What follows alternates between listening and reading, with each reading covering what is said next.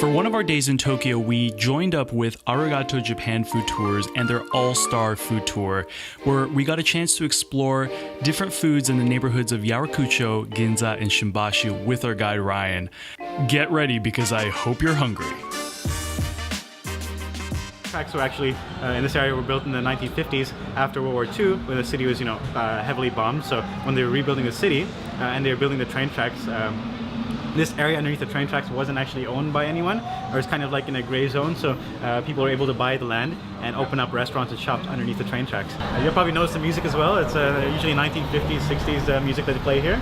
And if you look behind you guys on this wall over here, it's actually movie posters from the 60s and 70s, posted by the owner of this izakaya. First stop along the way, which is this really cool bar/restaurant underneath the train tracks.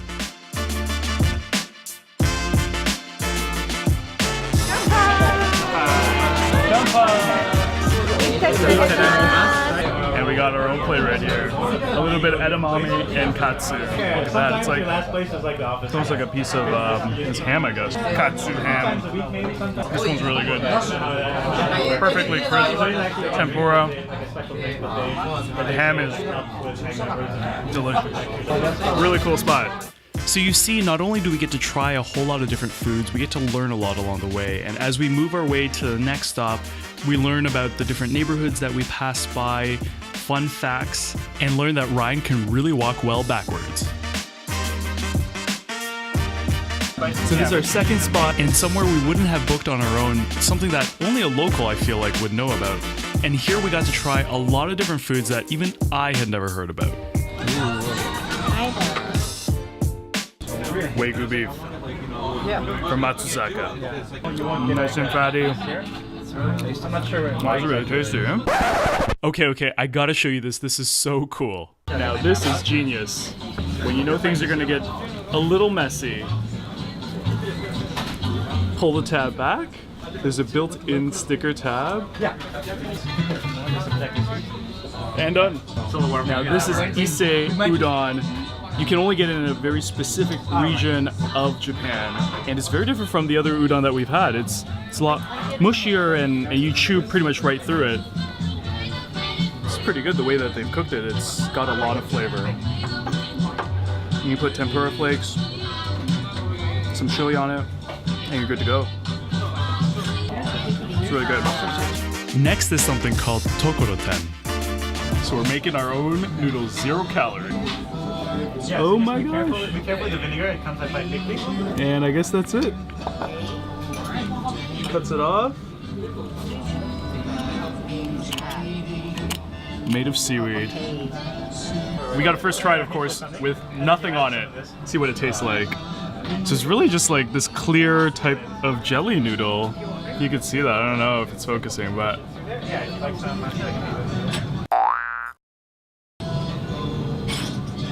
there's really no taste. It's like a thick jello, really thick jello. Very neutral. There's really no taste at all. What you're supposed to do is now put all these different things in it. You got sesame oil, I think, and seaweed, dry seaweed. So we're gonna mix a little bit. Oh, this is vinegar. Vinegar. yeah, just mix it all together and try it out. Let me know what you think. Okay, let's try this. Got some good flavor into it. Interesting. It's a good noodle. It's still very neutral. It's not heavy, Right. but you can definitely taste all the that's why you different eat at the flavors end that of you the put meal, in. Yeah, it's light. It does kind of clean your palate. For our third stop, we changed things up a little and put our sweet taste buds to use at this 200-plus-year-old rice cracker shop. We are now at our third stop, and these are rice crackers.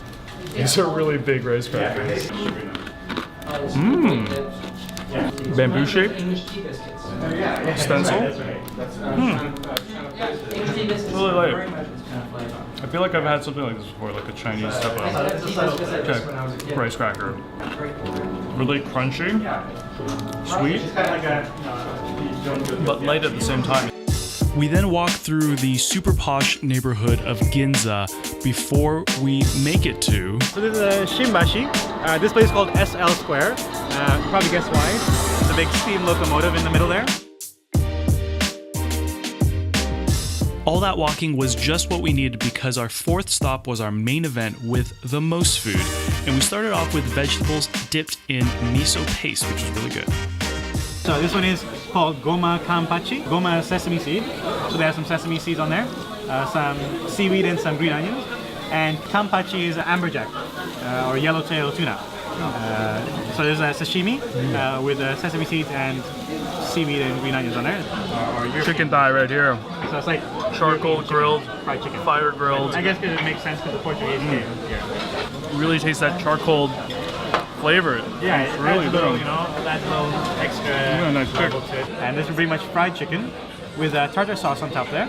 And they make their own tartar sauce at this restaurant as well, or the izakaya. This one is called Yama Imo Fuwa Toroyaki. Very long name, but it's like an egg omelet mixed with sweet potato. So this is called taki gyoza, and if you're familiar with gyoza is the dumplings. So these are chicken and pork dumplings, or chicken and pork gyoza. And there's also some minced chicken in there, some sesame seeds, some green onions, and the middle jiggly part there is chicken collagen, and that's actually the base of the soup. Ryan fired it up and we watched the collagen melt. And the food kept coming.